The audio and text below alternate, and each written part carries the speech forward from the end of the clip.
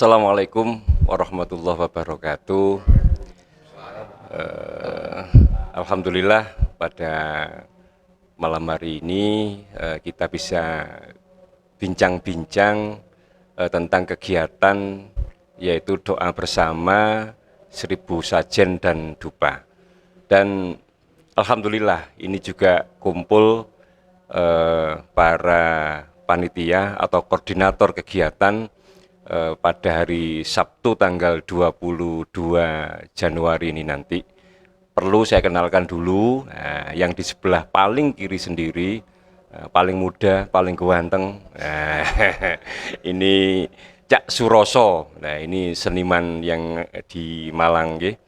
Nah, kemudian ini juga ada penguasa Malang, ganteng Dewi Brengose. Ini Mas Caping. Nah, ini yang ketiga sebelah kiri saya, ini yang punya demit, alias Mbah Demit.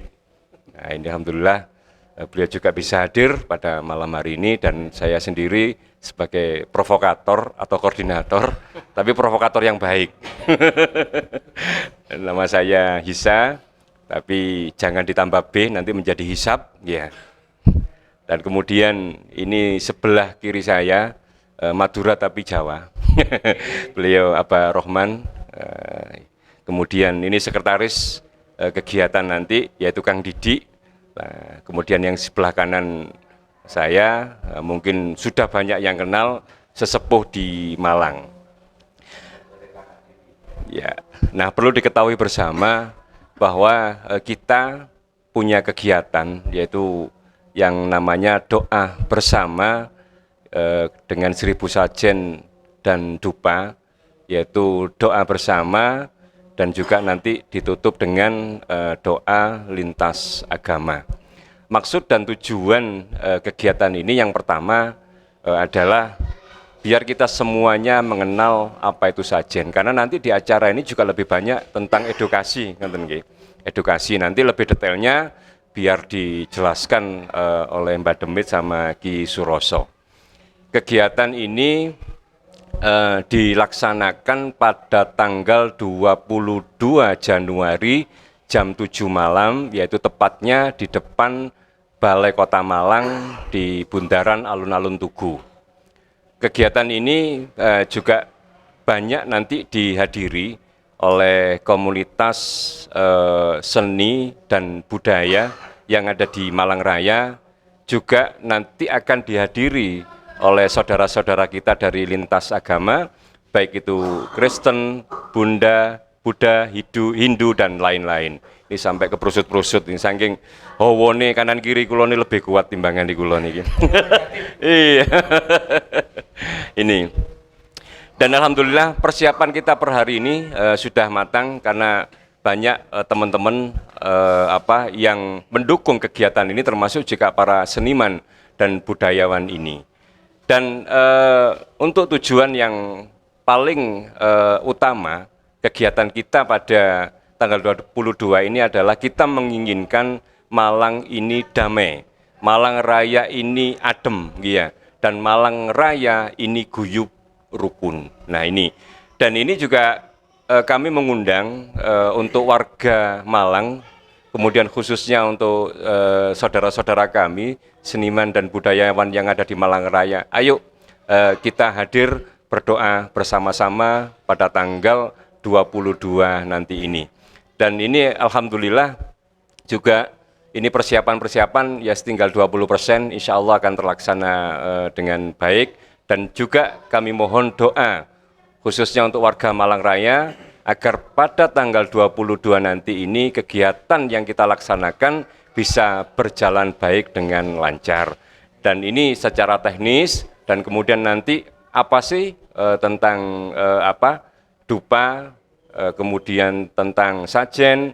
Nah ini biar dijelaskan sesuai dengan ahlinya, yaitu Mbak Demit sama Ki Suroso. Nah ini siapa dulu? Sud? Oh ya, berarti yang sepuh dulu katanya. Nah inilah orang Jawa itu selalu mendahulukan yang sepuh dulu, ya. Monggo Mbak Demit. Karena ada kemungkinan yang sepuh itu mendahului. ngomong elek. Assalamualaikum warahmatullahi wabarakatuh. Alhamdulillah wa syukurillah la haula wala quwata illa billah. Rahayu, rahayu, rahayu sagung dumadi. Suatu hal yang menarik yang digagas oleh Gus Isa berserta rekan-rekan ini yang biasanya cangkruan ngaji embongan. Pada tanggal 22 hari Sabtu nanti malam minggu kita mengadakan satu kegiatan yang mana dalam kegiatan ini melibatkan lintas agama. Itu ya, ini hal yang sangat penting untuk menunjukkan bahwasanya Malang itu adem, ayem, tentrem. Tidak ada urusan-urusan yang intoleran. Di Malang tidak ada hal semacam itu. Kita akan tunjukkan kepada khalayak di luar sana Malang patut dicontoh dalam hal untuk urusan toleransi. Nah, kenapa sajen yang dijadikan tema oleh para penggagas bukan berarti ada kaitannya dengan yang kejadian kemarin. Sebetulnya tidak ada sama sekali.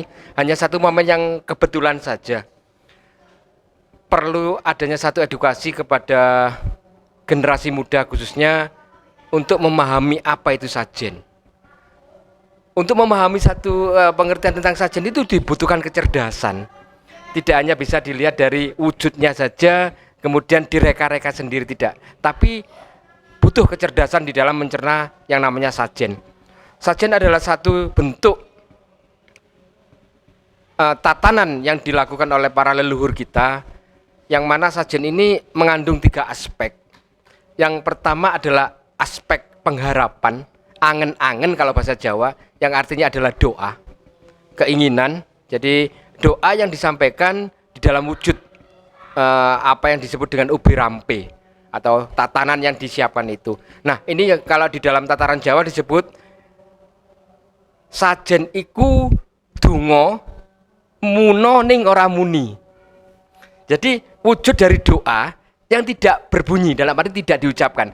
Sajen itu adalah wujud doa, karena di dalam sajen itu banyak filosofi tentang bagaimana kita hidup yang tidak bisa lepas daripada Sang Pencipta. Nah, dari sajen inilah kemudian kita memahami tentang arti hidup. Itu yang pertama, bahwa sajen itu adalah pangangen-angen dalam arti harapan atau doa. Yang kedua, sajen itu adalah pangiling-iling, pengingat diri.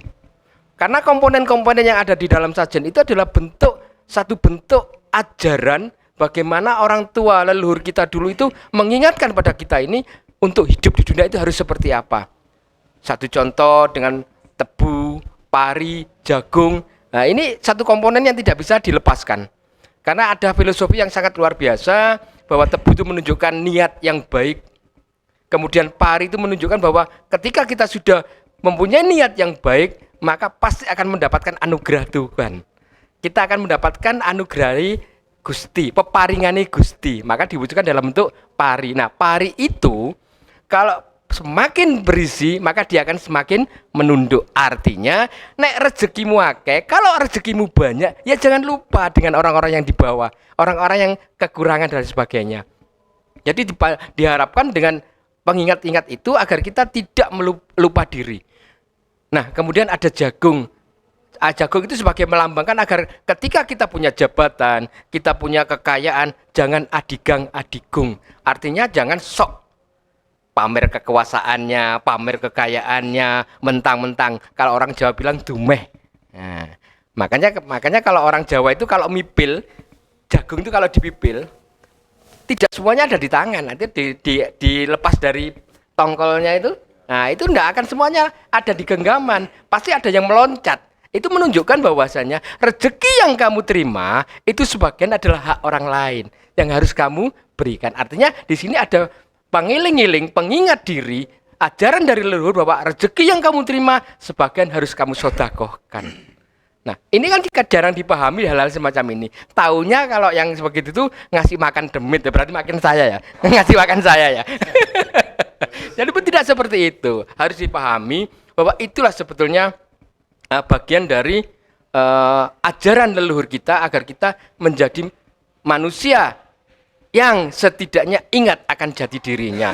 Yang komponen yang tidak bisa ditinggalkan yaitu jenang sengkolo, bukan bubur ya. Jadi pemahamannya kalau bubur nggak ada makna, tapi jenang. Jenang itu dari kata jejerane kang maha wenang. Jadi kita hidup ini, menungso ini, manusia ini hanya sebatas wayang. Jejeran. Nah, artinya ada yang menggerakkan, siapa? Dalangnya. Dalangnya siapa? Sudah pasti adalah Tuhan yang Maha Esa, yang Maha Kuasa. Nah, ini kemudian di sana ada jenang sengkolo, di mana ada warna merah dan warna putih. Ada warna putih dan warna merah. Itu sebagai filosofi kita diingatkan bahwa adanya kita ini tidak bisa lepas dari yang namanya getih ibu yang berwarna merah dan getih bapak yang berwarna putih, yaitu sperma. Nah, ketika itu kita sajikan, artinya mengikatkan diri kita bahwa adanya kita karena adanya orang tua kita. Maka dari itu jangan lupa kita untuk selalu mendoakan orang tua kita. Nah, masih banyak kalau bicara sajian, kalau dikupas tidak cukup waktu 1 malam. Panjang sekali. Ini adalah sebagian dari apa yang ada di dalam sajian itu sendiri, bahwasanya sajian itu adalah sesuatu yang sangat luhur, di mana leluhur kita dulu membuat itu sebagai 2 aspek sudah saya sebutkan, adalah doa, yang kedua adalah pangiling-iling atau pengingat diri, dan yang ketiga itu adalah untuk keselarasan alam. Nah, ini yang oleh bahasanya keselarasan alam ini kan, kita hidup ini kan tidak hanya manusia saja. Tuhan menciptakan makhluknya itu tidak hanya sekedar kita yang kelihatan, bahkan di rukun iman pun jelas kita harus mengimani yang namanya gaib yang tidak kelihatan. Inilah diselaraskan. Nah, satu contoh, jangan dikira ketika leluhur kita waktu panen melimpah, potong kerbau, daging kerbonya dimakan, kepala kerbonya ditanam. Bukan berarti ngasih makan demit. Ini yang tidak dipahami, bahwa ketika kepala kerbau itu ditanam, pasti dalam jangka waktu tertentu akan membusuk. Nah, ketika membusuk, habis siapa yang makan? Ya cacing. Itu kan, begitu cacing itu makan, maka dia akan cepat besar, cepat berkembang biak. Nah, ketika cepat berkembang biak, maka dia akan menyebar dan tanahnya menjadi subur. Dan ini sangat logika. Nah, sodako kepada hewan, kepada makhluk Tuhan yang lain. Nah, apakah dulu bahasanya begini, kita diajari oleh leluhur kita bahwa kita ini makan nasi yang berasal dari padi. Padi menjadi subur karena salah satunya adalah jasa hewan-hewan yang hidup di bawah tanah itu. Nah, sebagai bentuk ucapan terima kasih, yaitu tadi. Salah satunya adalah disodakokan kepala, bukan dagingnya ya. Kalau dagingnya kita makan, tapi masa kita mau makan kepala kerbau, geragas teman. Berbagilah. Itu yang diajarkan oleh leluhur kita tentang sesajen. Sehingga bagi yang tidak paham semacam ini akan dimaknai dengan hal yang berbeda. Padahal ketika dikupas, dan itu tidak menyalahi aturan agama manapun. Karena sesungguhnya leluhur kita sangat-sangat luar biasa di dalam memberikan ajaran kepada penerus-penerusnya. Saya rasa sementara itu, monggo dilanjut Ki Suroso. Ngapunten ingkang banyak. Gantian. Matur nuwun, terima kasih Ki Aryo Seto, sedulur sepuh sedaya. Assalamualaikum warahmatullahi wabarakatuh. Salam rahayu. Saya hanya menambah yang jelas di sini saya ingin menyampaikan tentang fungsi. Jadi sajen ini fungsinya untuk apa? Tadi sudah sampaikan beliaunya makna atau maknawi dari sajen. Dikala kita suguh pada satu punden itu sebenarnya bukan suguh kepada hal-hal yang tadi disampaikan, tapi ucapan ini, suguh sajen ini disampaikan kepada Tuhan, kepada Allah Subhanahu wa taala, supaya apa? Mengabulkan, mayungi apa yang diminta oleh manusia itu. Baru yang kedua, memberi hormat, caos hormat kepada para nabi, para wali, para resi, para siapapun yang itu diberi hormat, bahwa sesaji ini memang dihormatkan kepada beliaunya. Juga sesuatu ini dilaksanakan ini disaksikan alam, disaksani Bapak Koso, Ibu Pertiwi, Bopo Suryo, Ibu Sasi, dan sebagainya. Alam ini menyaksikan apa yang kita lakukan kepada Tuhan. Jadi jangan salah kalau apapun yang kita lakukan itu katanya oh, nggak ada siapa-siapa. Tidak. Selain ada Allah, ada hal-hal yang menyaksikan. Alam ini menyaksikan. Kemudian juga selanjutnya ngaweroi. Ngaweroi itu memberitahu. Ngaweroi guru, akal, cikal, bakal, bedah kerawang, ya manusia yang membuka desa atau membuka dusun yang itu dikeramatkan sehingga menjadi kampung sebesar seperti di sini. Seperti ini kita mengucapkan syukur kepada yang namanya leluhur, ucapan terima kasih. Juga kita juga ngaweroi kepada leluhur kita pribadi, orang tua kita, mbah-mbah kita. Kita mendoakan supaya apa?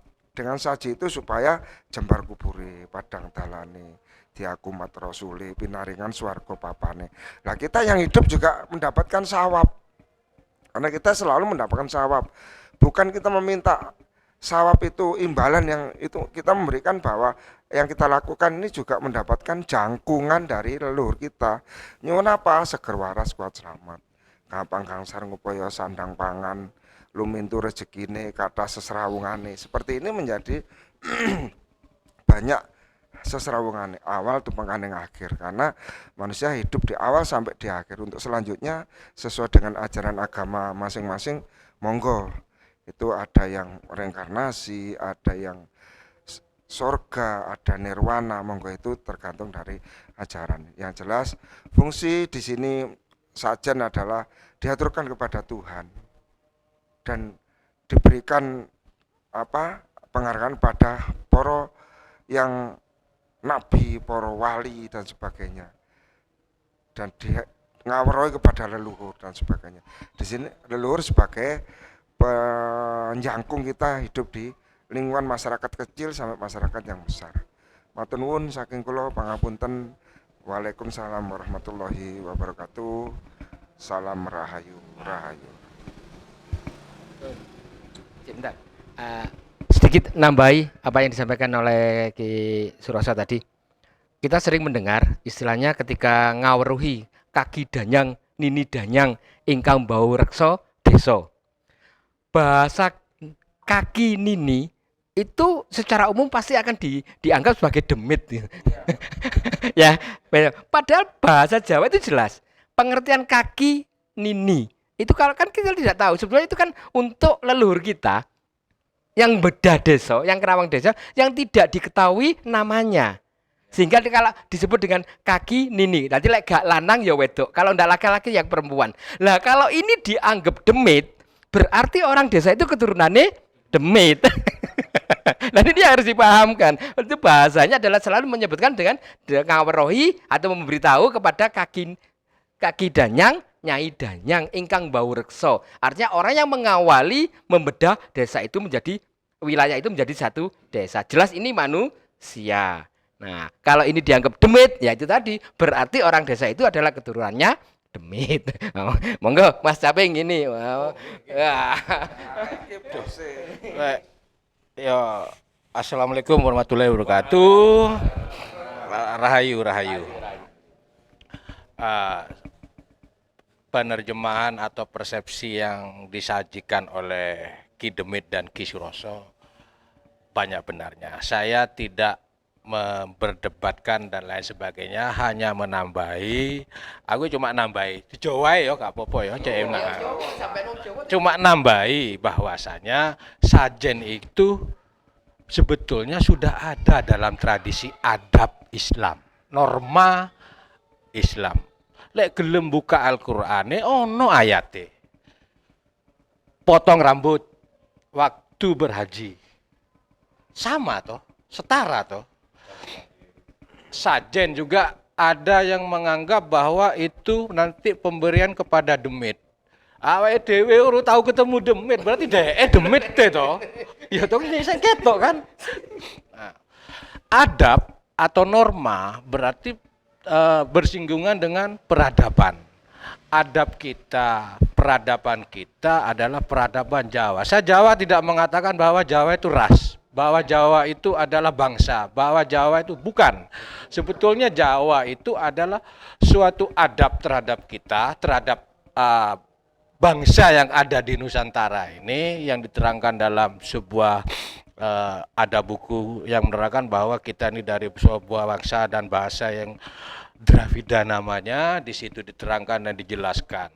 Berarti kita ini bangsa yang sangat beradab. Jadi sangat menjunjung tinggi norma-norma. Kemudian timbul yang namanya intoleransi dalam beragama. Agama itu muncul kan dari keyakinan. Ya, berarti keyakinan mereka yang dibawa dari seberang itu merusak adab kita. Yang seharusnya dilakukan seperti ini, yang harusnya dilakukan seperti ini. Apakah dulu Wali Songo itu datang ke Nusantara ini merusak adab? Tidak toh. Candi Borobudur saya nadek. Ya toh. Candi Singosari ya saya nadek. Walaupun ditemukan oleh sebetulnya sudah tahu. Artinya apa? Sebelum Wali Songo itu masuk, saya berbicara historis secara garis besarnya aja ya. Sebelum Wali Songo itu masuk, kita sudah punya peradaban. Betul enggak? Peradaban kita itu sangat besar, sangat agung. Leluhur kita menanamkan peradaban itu dengan benar. Leluhur. Bukan orang yang meninggal kemudian, ini bukan leluhur kita, leluhur yang sangat agung itu menanamkan sebuah peradaban yang sangat bagus. Hari ini dirusak, ya terserah lah, dirusak ke titik kulminasinya memang pada kejadian di Semeru, tapi sebetulnya kejadian-kejadian sebelumnya banyak. Mereka yang menolak dan lain sebagainya. Ketoke ya, menurutku ketoke koyo wong ngrungokno lagu nih Guns N' Roses, judulnya Welcome to Jungle. Pas ditakoki opo isine? Tarzan. Loh iya tuh, padahal Welcome to the Jungle opo arti sebetulnya yang ada dalam lagu Guns N' Roses itu? Atau dalam lagu yang lainnya, A Stranger, opo Stranger itu? Alien. Loh ya.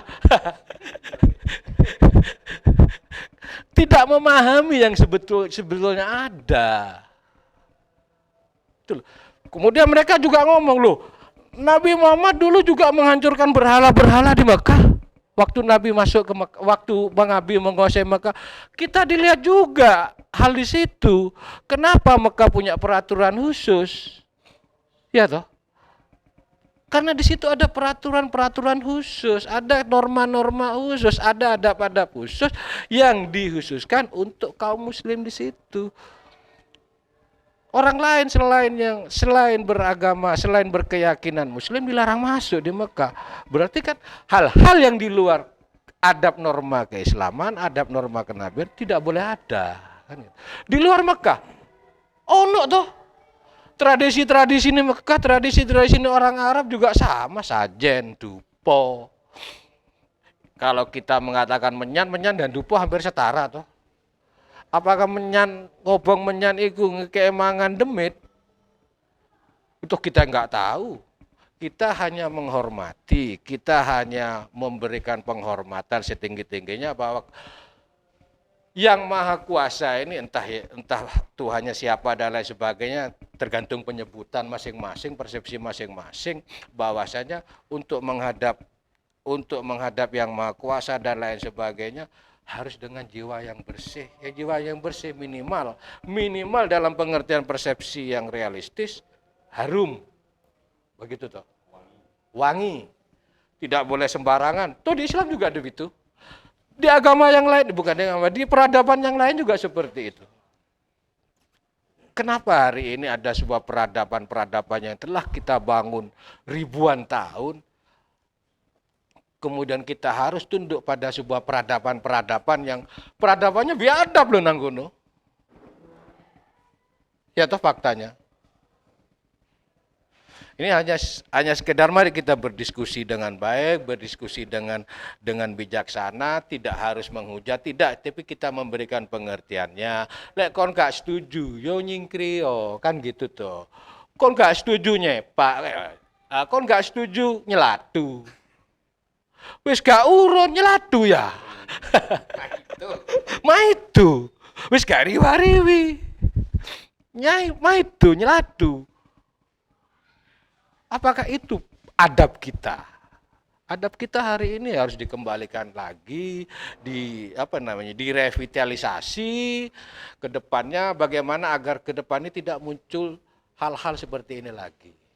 Bukan kita langsung membentengi, kemudian kita memerangi, tidak. Kita memberikan edukasi, memberikan pemahaman, itu loh adab kita.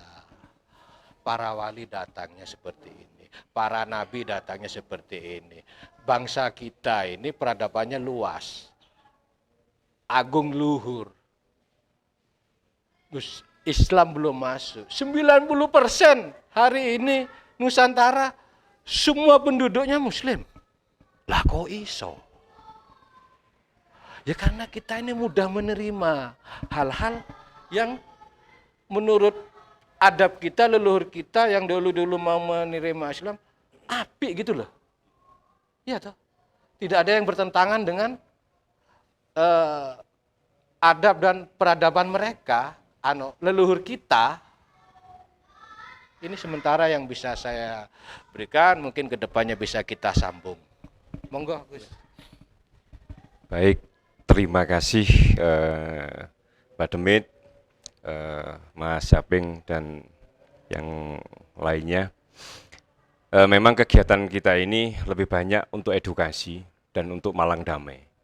Jadi nanti pada tanggal 22 kita mulai jam 7, yaitu diawali dengan tari sajen, dan kemudian ada 5 sajen utama yang akan kita berikan kepada Musbida, termasuk di situ ada wali kota, ada wawali, kemudian ada Pak Kapolres, Pak Dandim, dan juga Ketua Dewan.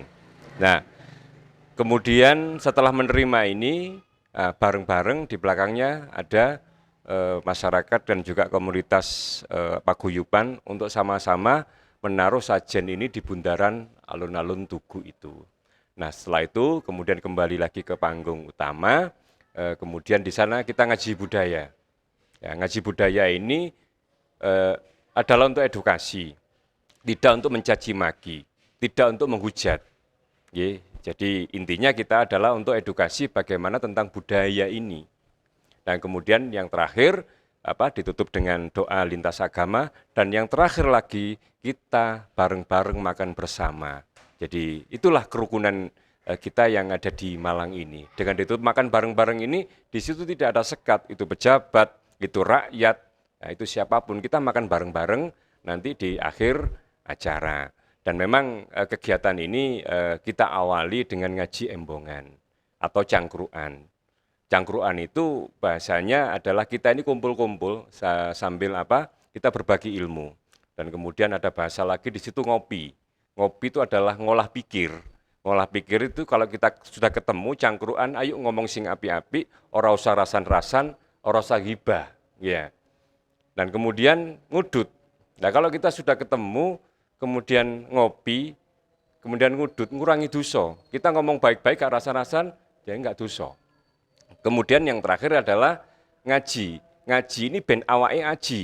Ya, kalau kita sudah ketemu berbagi ilmu, diskusi dan lain-lain, punya ilmu, dan ilmu ini kemudian kita praktekkan yang baik-baik ini, nah kita diajeni, disungkani sama orang lain. Nah inilah mungkin yang perlu kita jelaskan, dan ini penjelasan ini saya kira sudah cukup, kurang lebihnya mohon maaf. Yang terakhir, tetap semangat, jangan bosan jadi orang baik, tetap tersenyumlah. Assalamualaikum warahmatullahi wabarakatuh. Rahayu.